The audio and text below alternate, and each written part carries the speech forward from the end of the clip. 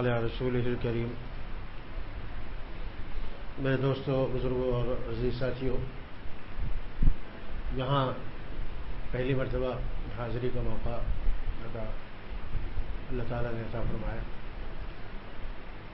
ساتھ ہی مسجد ہے، یہاں پہلے مجلس ہو چکی ہے، اس لیے بہت سے لوگوں نے کہا کہ کچھ لوگوں نے کہا کہ اشعار ہونے چاہیے، تو میں نے کہا اشعار کے بغیر تو میرا بیان ہوتا ہی نہیں ہے. بیان ہے تو پھر اشعار بھی ہے.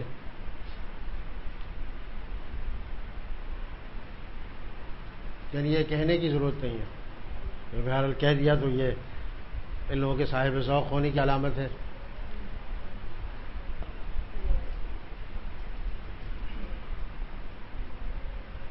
اللہ تعالیٰ نے ہمیں ایک موقع عنایت فرمایا.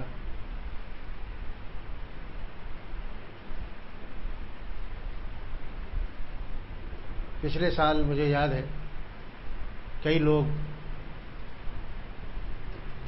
اس مہینے میں ہمارے ساتھ موجود تھے، لیکن اس بار آنکھیں ڈھونڈ رہی ہیں مگر وہ کہیں اور چلے گئے. پہلے وہ زمین کی پیٹھ پر تھے، اب پیٹ میں ہے. اسی طرح ہم بھی ابھی پیٹھ پر چل رہے ہیں، پھر کل زمین کے پیٹ میں چلے جائیں گے. کوئی دور نہیں ہے. اس کو جو لوگ دور سمجھتے ہیں وہ غلط فہمی میں مبتلا ہے.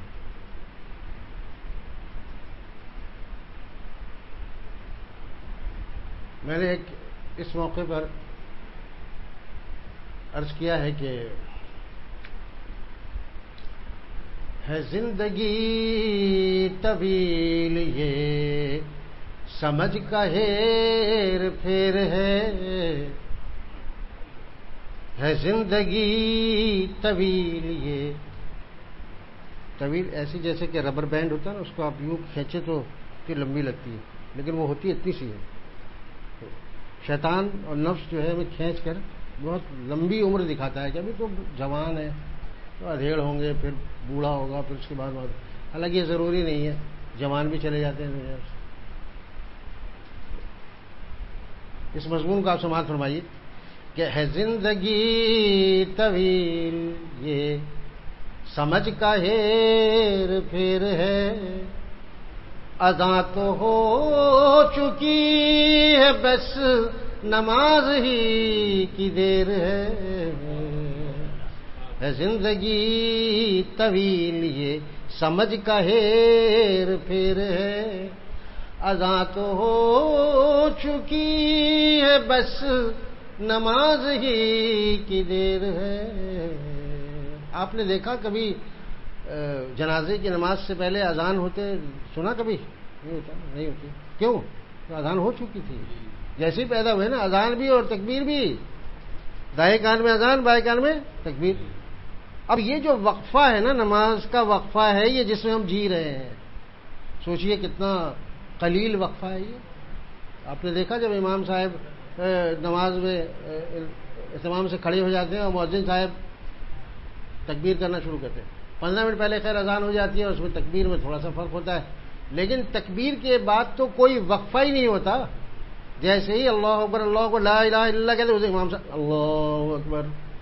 وہ لمحوں کا وقفہ ہے، بس اسی لمحے میں ہم جی رہے ہیں اور اس کو بہت بڑا سمجھتے ہیں، بہت لمبی عمر سمجھتے ہیں. اللہ ہمیں لمبی عمر دے، لیکن یہ عمر لمبی نہیں ہے. قیامت کا جو ایک دن ہوگا وہ 50,000 سال کا، تو اس کے مقابلے میں یہ جو دن ہے نا، ہمارے اگر 100 سال کی زندگی اگر ہم سب کو نصیب ہو، اللہ تعالیٰ ایسا کرے، برکت دے اللہ، اور زیادہ عمر ہو ہماری، لیکن زیادہ عمر ہو اور نیکیاں بھی زیادہ ہوں تو وہ پھر آدمی کامیاب ہے. لیکن عمر زیادہ ہو اور نیکیاں نہ ہو اور برائی زیادہ ہو تو پھر ناکام ہے. پھر عمر زیادہ ہونا کوئی فائدے کی چیز نہیں ہے، پھر نقصان ہی نقصان ہے نا. یہ جتنی عمر زیادہ ہوگی، گناہ زیادہ ہوں گے تو نقصان زیادہ ہوگا. اور اگر نیک بن جائیں اور عمر زیادہ ہو اور نیکیاں زیادہ ہو تو فائدہ ہے. تو اللہ کرے کہ ہماری 100 سال کی اور 100 زیادہ کی عمر ہو، لیکن آج کل ایسا ہوتا نہیں ہے. اور اس امت کی جو اوسط عمر بتائی ہے سرور عالم صلی اللہ تعالی وسلم جناب رسول اللہ صلی اللہ علیہ وسلم کہ میری امت کی اوسط عمر جو ہے وہ 60 اور 70 کے درمیان ہے.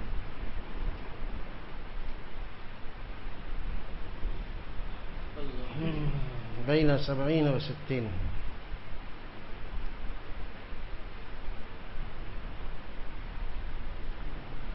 ساٹھ 70 سال کے درمیان کی عمر ہے. اب دیکھیے خود حضور اکرم صلی اللہ تعالی وسلم 63 سال کی عمر میں چلے گا نا, اور ہم میں سے بہت سے لوگ 63 64 65, اور اب وہ ڈرنا چاہیے کہ جب جس کے لیے دنیا بنائی گئی تھی, بعض روایت سے ثابت ہے کہ اگر آپ کو پیدا نہ کرنا ہوتا تو دنیا کو نہ بناتے اللہ تعالیٰ. تو وجہ تخلیق کائنات ہیں, ان کے لیے جب 63 سال ہے تو ہماری عمر پھر کتنی اور بھی کم ہوگی نا. ایک بادشاہ تھے, دیندار بادشاہ تھے, اللہ والے تھے.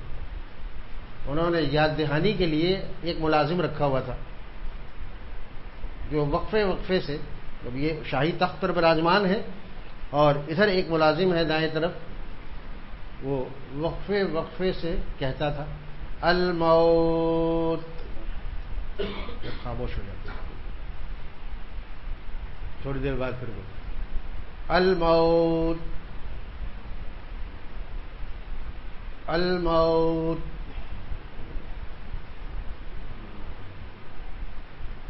مرنا ہے.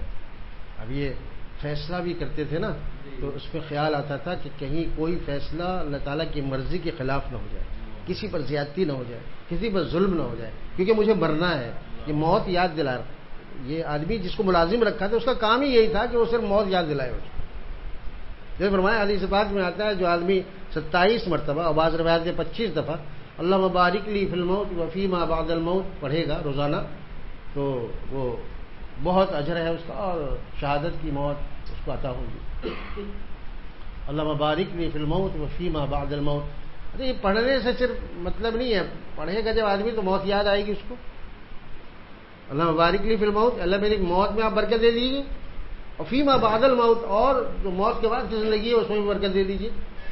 موت میں برکت کیا ہے کہ روح آسانی سے نکلے.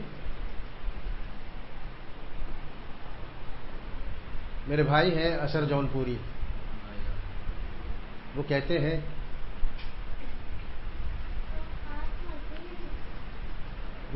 کہ رابطہ کم ہوگا جتنا عالم فانی کے ساتھ, رابطہ کم ہوگا جتنا عالم فانی کے ساتھ, روح نکلے گی اثر اتنی ہی آسانی کے ساتھ.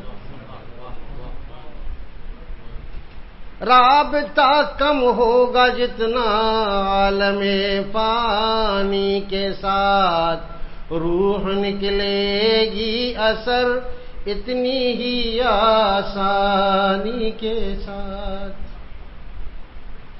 ہمارے حضرت والا فرماتے تھے دیکھو جس لفافے کو کھولنا ہوتا ہے نا اس میں گوند ہلکی لگانی ہوتی ہے, ورنہ اگر زیادہ گوند لگاؤ گے تو وہ جب کھولو گے تو وہ لفافہ ہی پھٹ جائے گا, اور اس کے ساتھ وہ جو تحریر ہے نا اندر وہ بھی پھٹ جائے گی.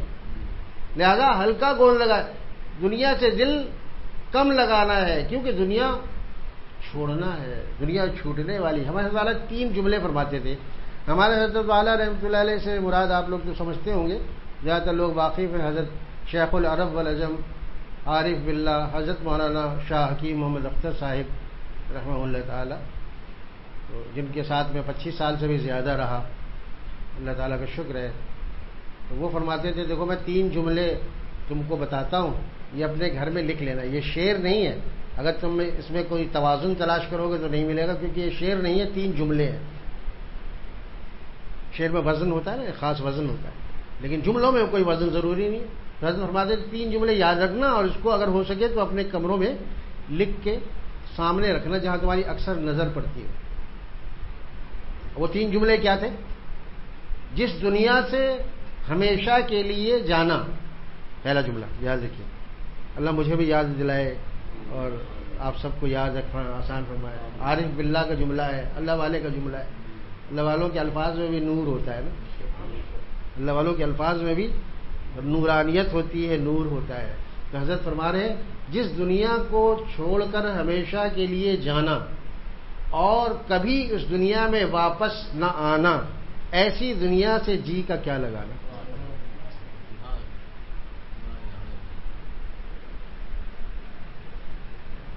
جس دنیا سے ہمیشہ کے لیے جانا اور جہاں دوبارہ لوٹ کر نہ آنا, ایسی دنیا سے جی کا کیا لگانا. اور جو اس دنیا سے جی لگا لیتا ہے تو پچھتاتا ہے, پھر جاتے ہوئے تکلیف ہوتی ہے, روح اٹکتی ہے. حدیث پاک میں آتا ہے کہ یہ جو نا انگوٹھے سے روح نکلنا شروع ہوتی ہے نا, تو آ کر وہاں اٹک جاتی ہے ٹخنے پر, اب وہاں فرشتے مارتے ہیں نکل. پھر وہاں پٹائی ہوتی ہے تو تھوڑا آگے پنڈلی پہ رک جاتی ہے, پھر گھٹنے پہ رک جاتی ہے, پھر کمر پہ رک جاتی ہے, پھر سینے پہ رک جاتی ہے, پھر حلق پہ آ کے رک جاتی ہے. وہ ایسی آواز نکلتی ہے جیسے کسی جانور کو ذبح کرتے ہیں نا, ایسی آواز نکلتی ہے. پھر اس کے بعد آنکھوں سے نکل جاتی ہے اور آنکھیں پھٹی کی پھٹی رہ جاتی ہیں. پتہ نہیں گنہگاروں کا کیا معاملہ ہوگا, لیکن اللہ والے کا ایک شعر ہے کہ مرنے کے بعد بھی میری آنکھیں کھلی رہیں. اور سب دیکھیے, مرنے کے بعد بھی میری آنکھیں کھلی رہیں, عادت جو پڑ گئی تھی تیرے انتظار کی. جب عادت پڑ جاتی ہے نا, آنکھیں کھلی رہتی ہیں, پڑی بھائی آ رہا, میرا محبوب آنے والا ہے, میرا محبوب آنے والا ہے. تو اللہ والے تو ہر وقت اللہ تعالیٰ کے جلووں کے انتظار میں رہتے ہیں, تو ہر وقت آنکھیں کھلی رکھتے ہیں. ہم لوگ کی طرح بند آنکھوں سے نہیں چلتے. بند آنکھوں سے وہ چلتا ہے جو دھوکے میں آیا ہوا ہو. وہ آنکھیں کھلی رکھتے ہیں, چوکنا رہتے ہیں.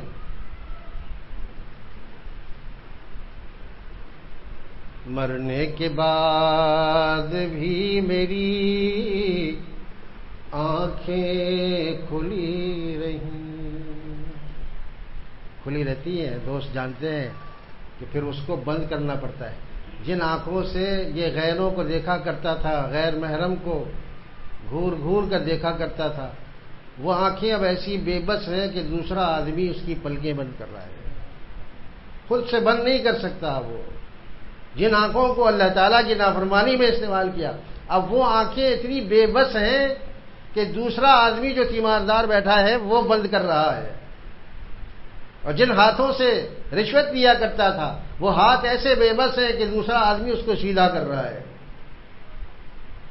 جن پاؤں سے چل کر وہ نامناسب جگہوں پر جاتا تھا, وہ پاؤں ایسے بے بس ہیں کہ اب دوسرا آدمی دونوں انگوٹھوں کو ملا کر باندھ رہا ہے. خود سے یوں نہیں کر سکتا, ملا نہیں سکتا. دوسرا آدمی جو بیٹھا ہے وہ ٹانگ کو ذرا قریب کر کے, ابھی چونکہ تازہ روح نکلی ہے نا, ابھی جسم سخت نہیں ہوا ہے, لہذا وہ قریب ہو جاتا ہے.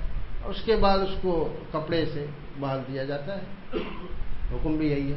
لیکن خود سے قریب نہیں کر سکتا, خود سے ٹانگیں قریب نہیں کر سکتا. انہی ٹانگوں سے کہاں کہاں جاتا تھا.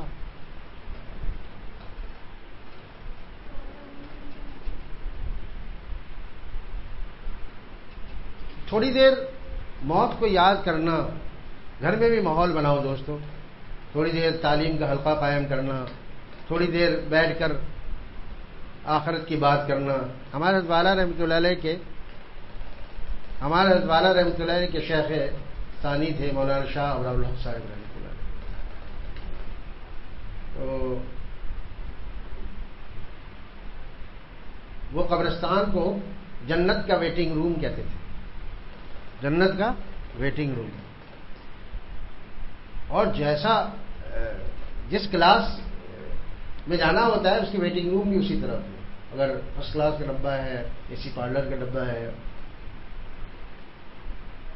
تو اس کا ویٹنگ روم بھی ویسے ہی ہوتا ہے. قبر سے ہی شروع ہو جاتا ہے. تو مانوس ہو گئے تھے بچے بھی مانوس. فرماتے تھے کہ میرے پوتے کبھی کبھی ہمیں یاد دلاتے ہیں جب ایک آدھ ہفتہ ناغہ ہو جاتا ہے قبرستان جانے میں, تو پوتے یاد دلاتے ہیں دادا جی ویٹنگ روم کب چلیں گے. قبر سے مانوس, قبر ڈرنے والی چیز نہیں ہے, یہ ابتدائی منزل ہے. یہ حضرت عثمان رضی اللہ عنہ جب قبر کو دیکھتے تو بہت روتے تھے, آپ کی داڑھی مبارک تر ہو جاتی. لوگ پوچھتے کہ آپ جہنم اور جنت کے ذکر سے ایسا نہیں روتے جتنا قبر کے سامنے آنے سے روتے ہیں. تو آپ فرمایا کرتے تھے کہ قبر آخرت کی منازل میں سے سب سے پہلی منزل ہے, جو اس میں کامیاب ہو گیا آگے بھی کامیاب ہے, اور جس میں ناکام ہو گیا آگے. جو فرمایا کہ قبر کو مٹی کا ڈھیر مت سمجھو, مٹی کا ڈھیر مت سمجھو, یا تو یہ جنت کے باغوں میں سے ایک باغ ہے یا جہنم کے گڑھوں میں سے ایک گڑھا ہے. بظاہر دیکھنے میں ہمارے سامنے ایسے ہی ہوتا ہے, لیکن اندر ایک دنیا ہے, الگ آباد ہے دنیا.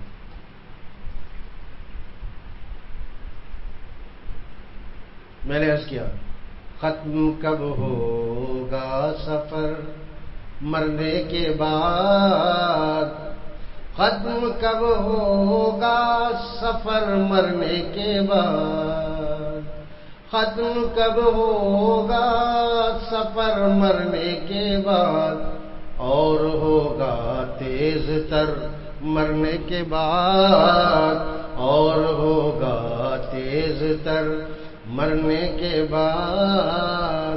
ایک ہی میدان میں لیٹے ہیں سب,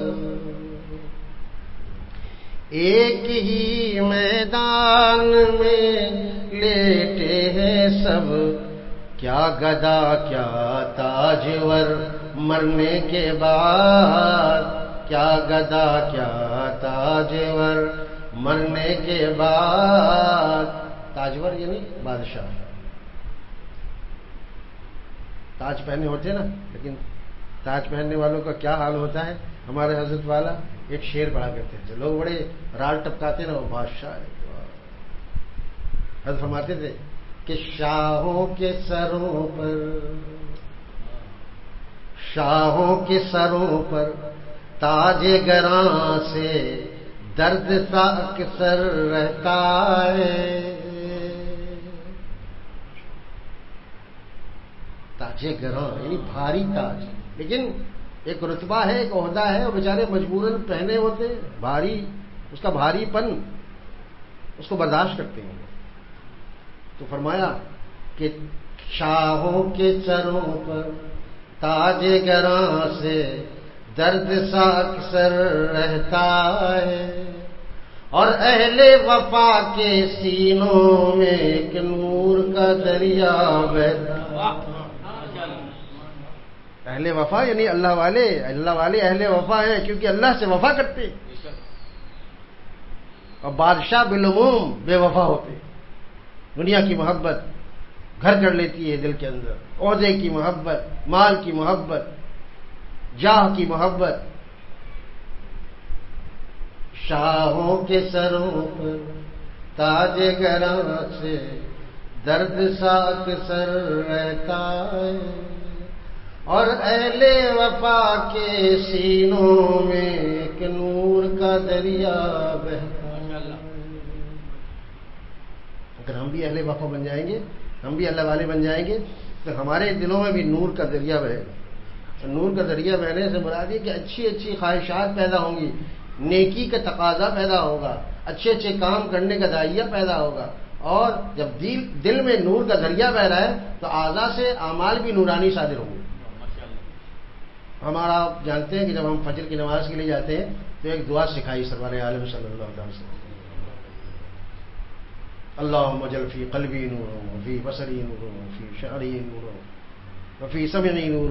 پورا سر ہر عضو کا نام ہے, وہ طویل دعا ہے, کچھ مختصر دعا بھی آتی ہے. اس کے بعد اللہم اعظم لی نورا, اللہم اعطنی نورا. نور ہی نور کا ذکر ہے اس میں, کان میں نور, آنکھ میں نور, دل میں نور, سماعت میں نور, میرے ذہن میں نور, میرے دل میں نور, میرے پاؤں میں نور, مجھے سراپا نور بنا دے. اب یہ ایک صاحب نے مجھ سے پوچھا میرے بہت قریبی دوست تھے، پوچھنے لگے کہ یہ جو دعا ہے نور والی، اس سے کیا فائدہ ہوگا، کیا روشنی مل جائے گی؟ میں نے کہا یہ تو مضمون سرکاری ہے نا، ہاں سرکاری مضمون ہے، اس کی تشریح کی ضرورت ہے۔ علماء نے اس کی تشریح میں فرمایا کہ نور جب آئے گا دل کے اندر تو پھر کیا ہوگا، اعمال نورانی صادر ہوں گے۔ اگر قلب میں نور ہے تو اچھے اچھے خیالات پیدا ہوں گے۔ آنکھوں میں نور آ گیا تو آنکھوں سے بد نظری نہیں کرے گا، کسی نامحرم کو نہیں دیکھے گا۔ اور کان میں نور آ گیا تو کان سے غیبت نہیں سنے گا، کان سے گانے نہیں سنے گا۔ کیوں کہ گا نا، اس کے ساتھ تو نا لگا ہوا ہے بھائی، گا نا۔ الغنا ينبت النفاق، پر حدیث پاک میں آتا ہے کہ گانا دل کے اندر نفاق پیدا کرتا ہے۔ آدمی گانا سنتا ہے اور گاتا ہے اور منافق ہوتا رہتا ہے، اس کو پتہ ہی نہیں چلتا کہ منافق ہو گیا ہے۔ ایک بزرگ کے ایک دوست تھے، ان کی خدمت میں آنے لگے اور کہنے لگے کہ حضرت وہ فلاں جگہ میں گیا تھا تو ایک بزرگ تھے، حالانکہ بزرگ نہیں تھے، بزرگ تھے، وہ بزرگ، بز بکری کو کہتے ہیں اور رگ تو رگیں ہوتی ہیں نا، تو بزرگ، وہ بزرگ تھے، وہ بزرگ تو اللہ والے ہوتے ہیں، بزرگ بکری کی رگ تھی، اسی کیا حیثیت ہے، بزرگ تو تھے نہیں، لیکن بہرحال انہوں نے کہا کہ وہ لوگوں میں مشہور ہے بزرگ ہیں وہ بہت بڑے۔ ان کا عرس بھی ہوتا ہے، عرس نہیں عرس، اور ڈھول ڈھمکا بھی ہوتا ہے، اس کو حال آ جاتا ہے۔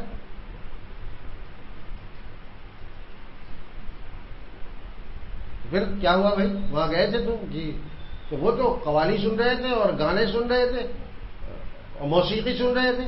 میں نے جب اعتراض کیا کہ حضرت موسیقی تو منع ہے اور موسیقی سے تو دل میں نفاق پیدا ہوتا ہے، سرور عالم صلی اللہ تعالی وسلم نے خبر دی ہے، تو وہ کہتے ہیں کہ نہیں ہمیں تو کچھ نہیں ہوتا۔ تو میں نے پوچھا کہ کیوں نہیں ہوتا آپ کو کچھ؟ انہوں نے کہا اس لیے نہیں ہوتا کہ میں پہنچا ہوا ہوں، میں پہنچا ہوا ہوں۔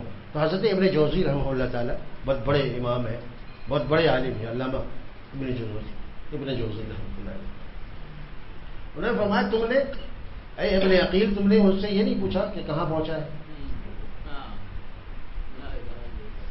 پہنچا تو ہے لیکن جہنم تک پہنچا ہے، اللہ تک نہیں پہنچا۔ اگر اللہ تک پہنچتا تو اس کے پیارے نبی صلی اللہ علیہ وسلم کی تکذیب نہیں کرتا، جھٹلاتا نہیں۔ آپ کا قول تو ایسا ہے جس کی تصدیق کی جائے، اور وہ ایسا جہنمی آدمی ہے جو اس کی تکذیب کر رہا ہے، جھٹلا رہا ہے۔ وہ ہمارے آقا جھوٹ نہیں بولتے، ارے ہمارے آقا کو تو ان لوگوں نے بھی سچا مانا ہے جو جھوٹے تھے۔ سرکار دو عالم صلی اللہ علیہ وسلم کی سچائی کی تصدیق تو نبوت سے پہلے ہو چکی تھی، آپ ابھی نبی نہیں بنے ہیں صلی اللہ تعالی وسلم، لیکن اس سے پہلے لوگ آپ کو صادق اور امین کہتے تھے۔ تو آپ تو اتنے سچے ہیں، تو آپ کی بات جھوٹ کیسے ہو سکتی ہے؟ وہ اپنے نفس کا بندہ ہے، اس کو گانا اچھا لگتا ہے، موسیقی اچھی لگتی ہے، تو حضور کا ارشاد جھٹلا رہا ہے۔ وہ اس سے اگر ملنا تو کہنا کہ تو پہنچا ہوا تو ہے لیکن کہاں پہنچا ہے یہ نہیں بتایا تو نے، دھوکے میں رکھتے ہیں۔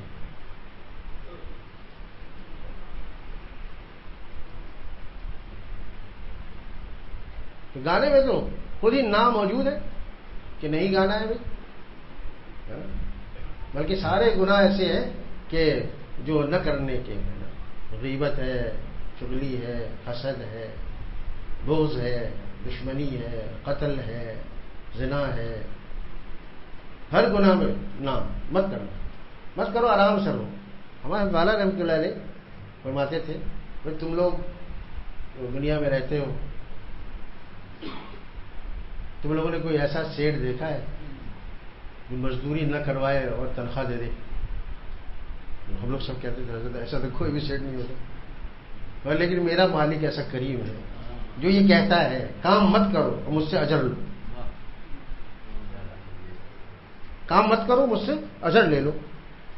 اب دیکھیے میں نے اس کو نظم کیا ہے، حضرت والا کا ارشاد ہے، لیکن میں نے عرض کیا نسخہ شیخ ہے آزما لیجئے، نسخہ شیخ ہے آزما لیجئے، بت سے نظریں بچا کر خدا لیجئے، بت سے نظریں بچا کر خدا لیجئے، نسخہ شیخ ہے آزما لیجئے۔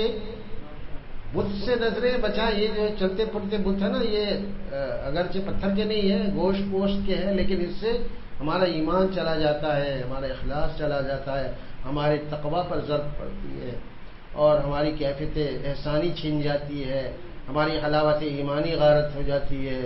یہ چلتے پھرتے بت ہیں، ان سے نظریں جھکا کر چلا کرو، ان سے نظریں جھکا کر چلا کرو، ان کو نہیں دیکھنا، ان کو نہیں دیکھنا، کیونکہ جو ان کو دیکھتا ہے اللہ تعالیٰ سے دور ہو جاتا ہے۔ کام مت کیجئے اور جزا لیجئے، کام مت کیجئے اور جزا لیجئے، لیجئے نسخہ کیمیا لیجئے، لیجئے نسخہ کیمیا لیجئے، کام مت کیجئے۔ کیمیا سمجھتے ہیں آپ لوگ؟ کیمیا ہوتا ہے نا، جو کہ بہت سے لوگ کئی چیزیں جڑی بوٹی آپس میں ملاتے ہیں، اس سے پھر وہ کچھ خاص اجزائے ترکیبی ہیں، اس کے بعد وہ سونا بن جاتا ہے، اور پھر اس کو بیچتے ہیں۔ یہ کوئی خاص ذہنیت کے لوگ ہوتے ہیں جو اس طرح کرتے ہیں۔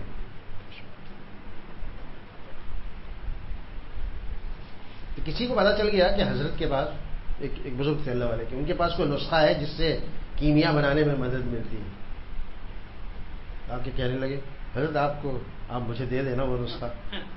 کہہ رہے بھائی میں نے تو نسخہ دینے والے سے یہ چیز نہیں مانگی، میں نے تو دنیا پیدا کرنے والے سے ہی نہیں مانگی، تو میں تجھے کیسے دے سکتا ہوں؟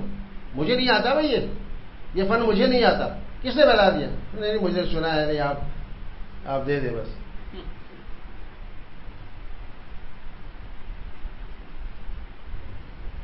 کسی نے بتایا، کہہ رہے ان سے مانگنے سے نہیں ملے گا، جہاں وضو کرتے ہیں نا وہاں چلا جا، وضو کرتے ہیں جہاں یہ وہ جو کچی زمین ہے وہاں چلا جا، اور وہاں جا کر جو گھاس پھوس اور 2-3 ایسے خضرا پودے ہوتے ہیں نا اگ جاتے ہیں، ان پودوں کو اکھاڑ لیں، پھر اس کو ملا دے، تو پھر اس کے بعد دیکھنا تو کیا بن رہا ہے۔ واقعی گیا تو پودے اکھاڑے وہاں سے، گھاس پھوس پودے بیل بوٹے، اور جا کے گھر میں اس کو جب اکٹھا کیا، اس کو خاص طریقے سے کو پکایا کھولایا، ابھی جب اس کو سکھایا تو دیکھا وہ سونا بن چکا۔ تو دیکھو یعنی حالانکہ ان کو نہیں بات پتا ہوگا کہ اس کو اگر ایسا کرے تو سونا بن جائے گا، لیکن یہ تو دیکھتے ہی نہیں بھائی۔ تو اللہ والے جب اللہ تعالیٰ سے دل لگا لیتے ہیں تو دنیا کی طرف دیکھتے بھی نہیں ہے، صرف اللہ تعالیٰ کا حکم دیکھتے ہیں اور حضور صلی اللہ علیہ وسلم کا طریقہ دیکھتے ہیں۔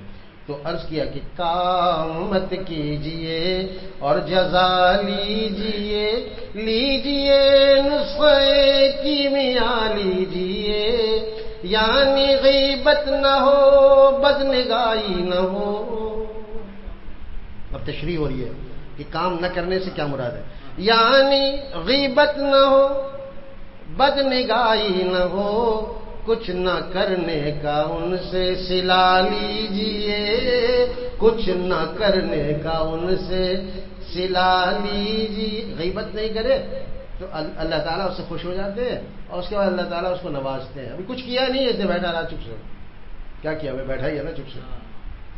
غیبت کرنا کام ہے، غیبت نہ کرنا آرام ہے، غیبت کرنا کام ہے، غیبت نہ کرنا آرام ہے۔ اللہ تعالیٰ کیسے کریم ہے کہ آرام سے بیٹھے ہوئے بندوں کو اجر دے رہے ہیں، کیونکہ یہ چاہتا تو مجلس میں بیٹھے ہوئے لوگوں کے ہاں میں ہاں ملا سکتا تھا۔ ہاں آپ نے صحیح کہا، ارے آپ نے یہ آپ مجھے تو پہلے ہی ڈاؤٹ تھا، مجھے تو پہلے ہی ڈاؤٹ تھا، آپ نے راز آؤٹ کر دیا۔ فلاں کی جو بات ہو رہی ہے نا، یہ کہتا ہے واقعی آپ نے تو راز آؤٹ کر دیا، واقعی وہ ایسے ہی ہے۔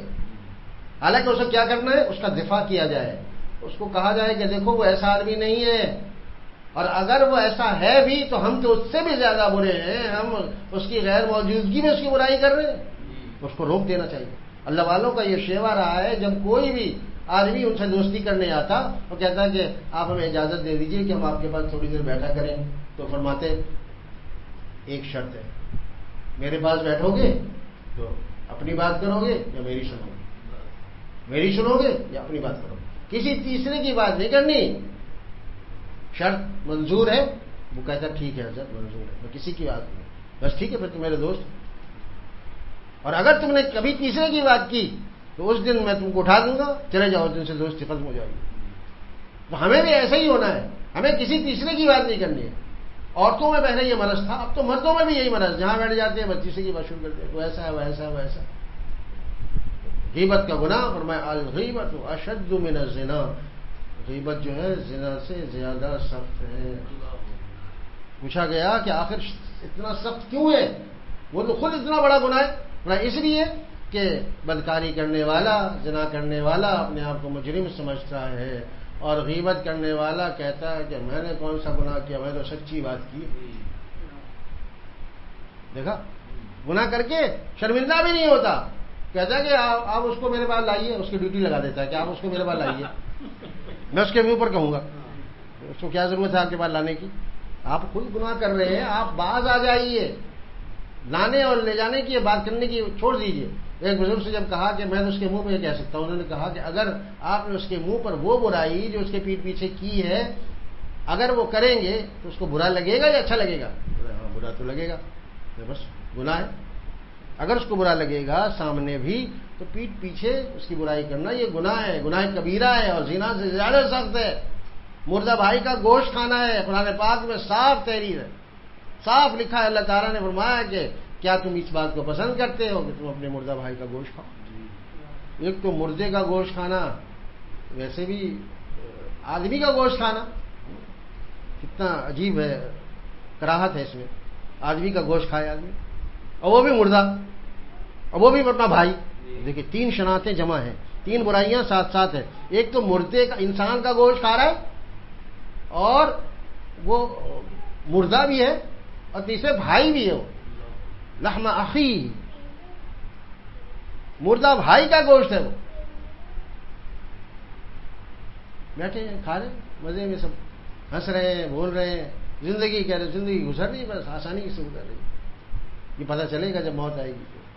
ایک ایک برائی کا بدلہ جب اللہ تعالیٰ دیں گے ہمیں تو پتہ چلے گا کہ اس کی غیبت کی ہے، فلاں کو مارا ہے، فلاں کو گالی دی ہے، فلاں، سارے لوگ آئیں گے، اور حدیث طویل ہے، اس میں یہ ہے کہ سارے لوگوں کو بدلہ دیا جائے گا، سب لوگوں کی نیکیاں، اس کی نیکیاں اس کے سر اس کے دے دیا، اور جب نیکیاں ختم ہو جائیں گی اس کے بعد پھر اس کے گناہ پھر ہمارے سر، کیسا خسارے کا سودا ہوگا۔ مفلس کے بارے میں حضور صلی اللہ علیہ وسلم نے صحابہ سے پوچھا، تمہیں پتہ ہے مفلس کون ہے؟ من المفلس؟ صحابہ نے فرمایا کہ ہم تو مفلس اس کو کہتے ہیں جس کے بعد پیسے نہیں ہوتے۔ میں نہیں، ہماری امت کا مفلس وہ ہے جو بہت اعمال لے کر جائے گا لیکن اس کے باوجود، نیک اعمال کے باوجود، کسی کو گالی دی ہوگی، کسی کا حق مارا ہوگا، کسی کے زمین ضبط کر دیا ہوگا، کسی کے مکان پر قبضہ کر لیا ہوگا، کسی کا حق مارا ہوگا، کسی کو گالی دے دی، کسی کی آبرو ریزی کر دی، کسی کی غیبت کر دی، بہت سارے ایسے کام جس کا تعلق مخلوق سے ہے وہ اس نے کیا ہوگا، اور وہ سارے حق والے آ جائیں گے لینے کے لیے۔ اب اس کی نیکیاں دیتے رہیں گے، اللہ تعالیٰ اس کی نیکیاں دیتے رہیں گے یہاں تک کہ نیکیاں ختم ہو جائیں گی، پھر اس کے بعد اب بھی حق والے باقی ہیں، وہ تقاضا کر رہے ہوں گے، میرا حق تو بھی ملا نہیں، نیکیاں تو اس کی ختم ہو گئی، اچھا اپنے گناہ اس کے سر ڈالو، جتنے لوگ آئیں گے اس کے جتنے گناہ ہوں گے اس کے سر۔ اب غیبت آج بہت اچھی لگتی ہے نا، ایک بزرگ فرماتے ہیں غیبت کرنا پرندے کی گوشت کی طرح لذیذ ہے،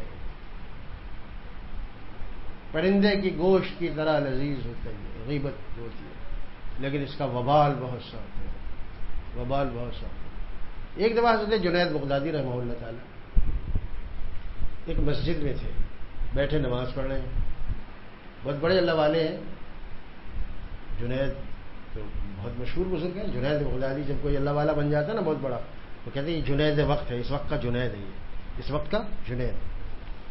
تو حضرت جنید بیٹھے ہیں مسجد میں، ایک سوالی کھڑا ہوتا ہے، آج کل ہم لوگ جیسے دیکھتے ہیں ہٹا کٹا ہے، سوال کر رہا ہے بھائی مجھے اللہ تعالیٰ کے نام پہ کچھ دے دو، میں مجبور ہوں. کیونکہ دل میں خیال آتا ہے کہ اچھا خاصا آدمی ہے، یہ چاہے تو کما سکتا ہے، بلا وجہ مانگ رہا ہے. ہم لوگ کو بھی آتا ہے نا، خیال آتا ہے. تو کہتا ہے میں کچھ کرائسس میں ہوں آج کل، انگریزی بولتا ہے تاکہ لوگ سمجھے کہ تھوڑا پڑھا لکھا ہے، وقتی طور پہ اس کی ضرورت پڑ گئی ہے. کہتا ہے کہ آپ بلیو اٹ، میں کرائسس میں ہوں.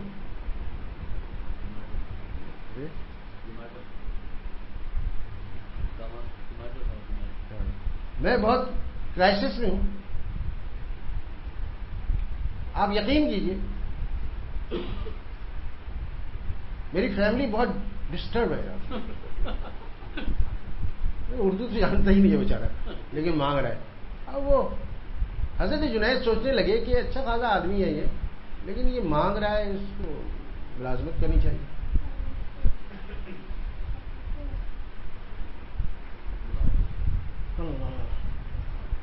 بات آئی گئی ہوگی، ختم، چلے گئے سب لوگ، چلے گئے، یہ بھی گھر چلے گئے، سو گئے.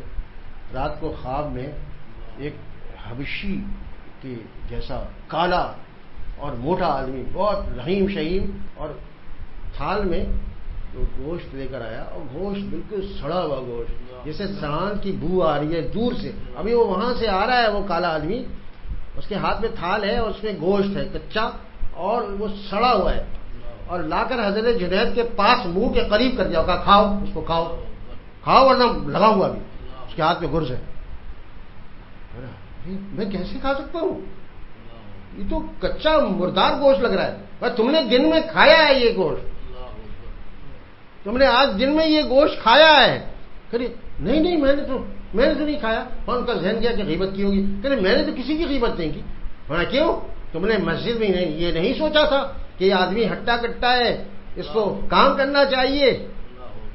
ہاں سوچا تو تھا، لیکن میں نے زبان سے کچھ نہیں کہا. تو فرشتہ کہتا ہے، وہ فرشتہ تھا، وہ کہنے لگا کہ پہلے دل میں ہی خیال آتا ہے، بعد میں اس کا اظہار آدمی زبان سے کرتا ہے. تم نے دل میں کیوں سوچا، اس کے خلاف بدگمانی کیوں کی؟ تم نے اس کی غیبت کی ہے، اب تم کو یہ گوشت کھانا پڑے گا. اتنا ٹھوسا میرے منہ کے اندر، اتنی دیر تک ٹھوستا رہا کہ مجھے زبردستی، پھر میں اٹھا تو اس کی کڑواہٹ، اس کی بدبو میرے منہ سے کئی دن تک نہیں گئی. یہ حضرت جنید فرماتے ہیں. یہ اللہ والے ہیں نا، بڑے ہیں نا، ان کو تو فوراً تنبیہ ہو جاتی ہے. ہم لوگ تو دن بھر غیبت کرتے ہیں، ہمیں تو کچھ بھی نہیں نظر آتا. علماء نے لکھا ہے کہ غیبت کی جو بدبو ہے، یا اور بڑے گناہوں کی جو بدبو ہے نا، اتنی زیادہ ہے کہ جیسے ایک جگہ گرمی کے دنوں میں جون جولائی کا مہینہ ہو، اور وہاں 100 کتے اور 100 سور مرے ہوئے ہو. ایک دو نہیں، 100 مثال دی انہوں نے. 100 کتے اور 100 سور اکٹھے، کیونکہ سور کی بو کتے سے بھی زیادہ ہوتی ہے. اور ہم آپ جانتے ہیں جہاں کتا کہیں مرا ہو اور ایک دم پھلا ہوا ہوتا ہے گرمی میں، تو کتنی دور تک اس کی بو جاتی ہے، آدمی قریب سے گزر نہیں پاتا.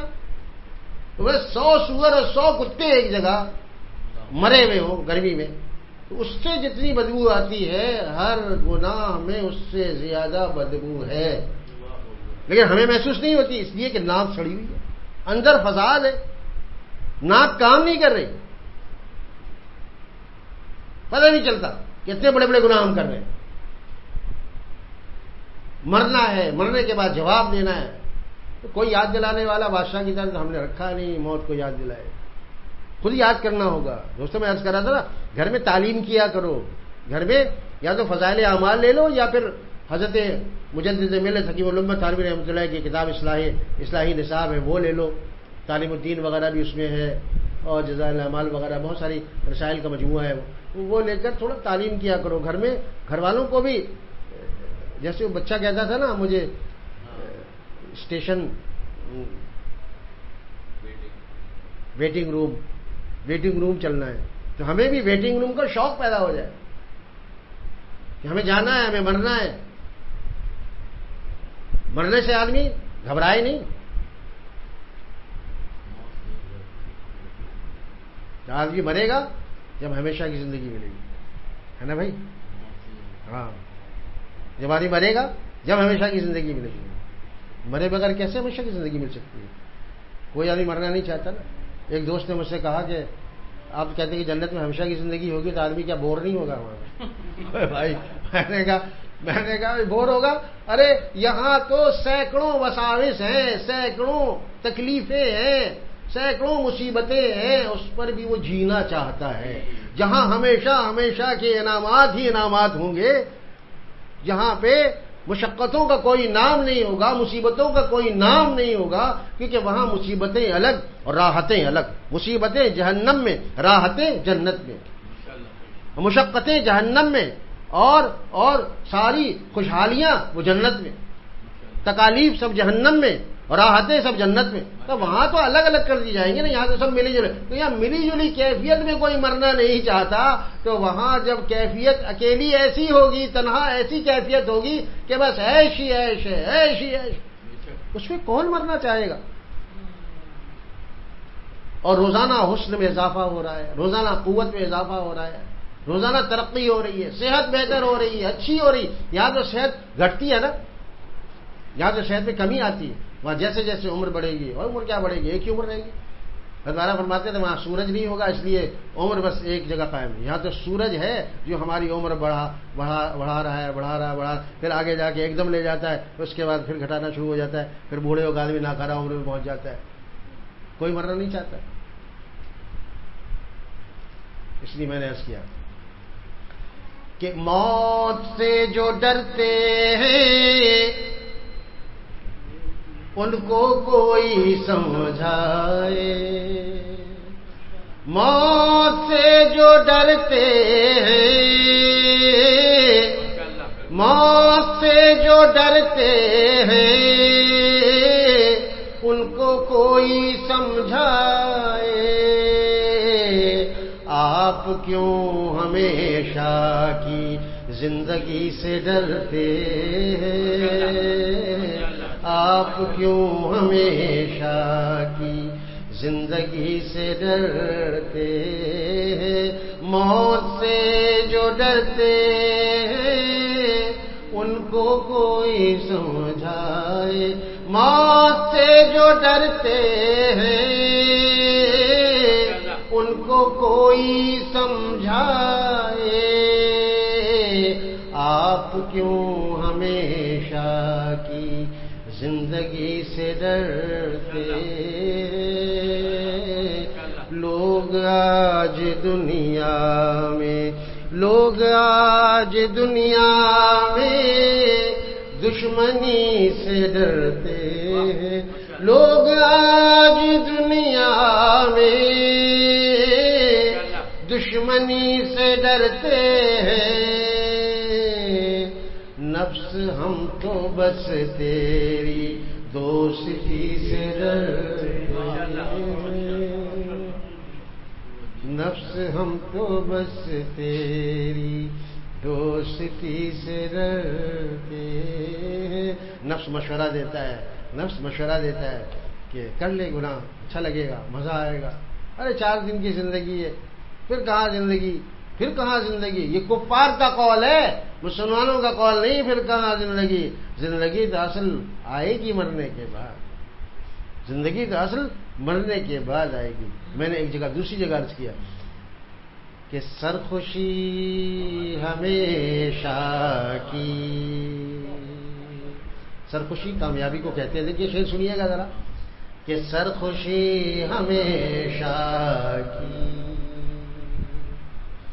ہر خوشی ہمیشہ کی.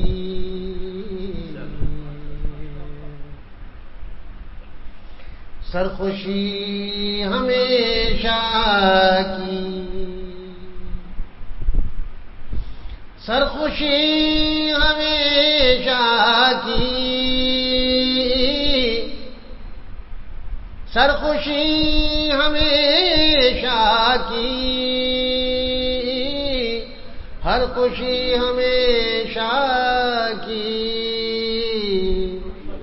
جلد ملنے والی ہے زندگی ہمیشہ کی، جلد ملنے والی ہے زندگی ہمیشہ کی. ایک پرندہ جا رہا ہوگا اڑتا ہوا، رنگین پرندہ، جیسے آپ نے کبھی آسٹریلین بڑے بڑے پرندے دیکھے ہوں گے، ہر رنگ اس میں ہے، عجیب نقاشی ہے اس کے اندر، عجیب اللہ تعالیٰ کی کاریگری کا مظہر ہے وہ پرندہ، یہاں بھی ہوتا ہے، لیکن وہاں کا پرندہ او ہو، یہ تو بنوایا شرکت اسمی ہے کہ یہاں سیب ہے وہاں بھی سیب ہے، یہاں کیلے ہیں وہاں بھی کیلے ہیں، اور یہاں انگور ہے وہاں بھی انگور ہے، لیکن کوئی نسبت نہیں ہے، صرف سمجھانے کے لیے بتایا ہے، اسے شراکت اسمی کہتے ہیں، شراکت حقیقی نہیں ہے کہ جو یہاں ذائقہ وہ وہیں ذائقہ، نہیں نہیں، الگ الگ ذائقہ، ایک نارنگی ہے،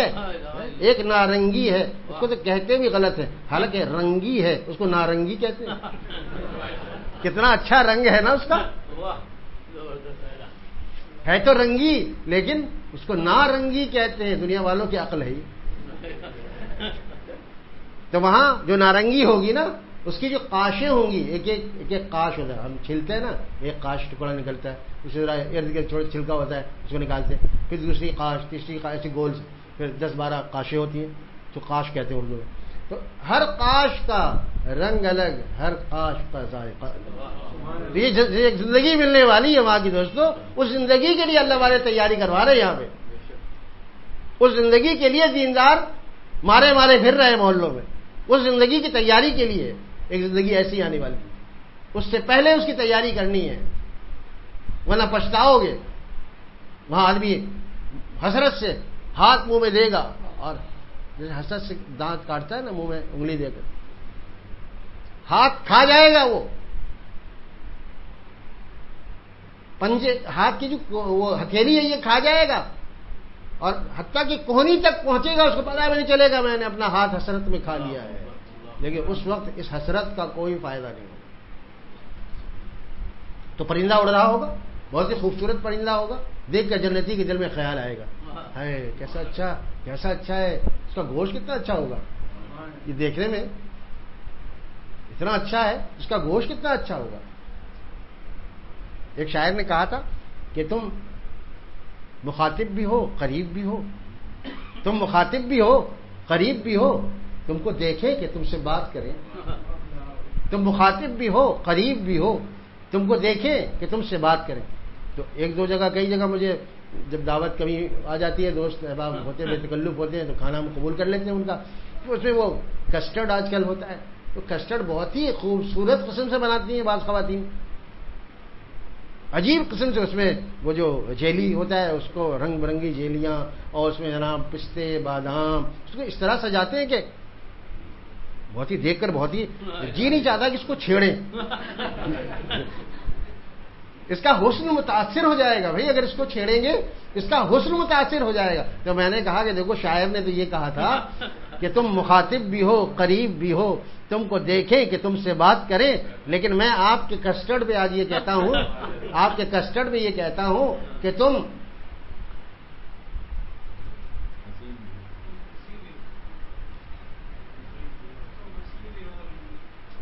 شیر تھوڑی بنے گا، تو اب کیا آپ کے کہنے سے اس میں وزن ہوتا ہے، آپ کے کہنے سے شیر تھوڑی بنے گا۔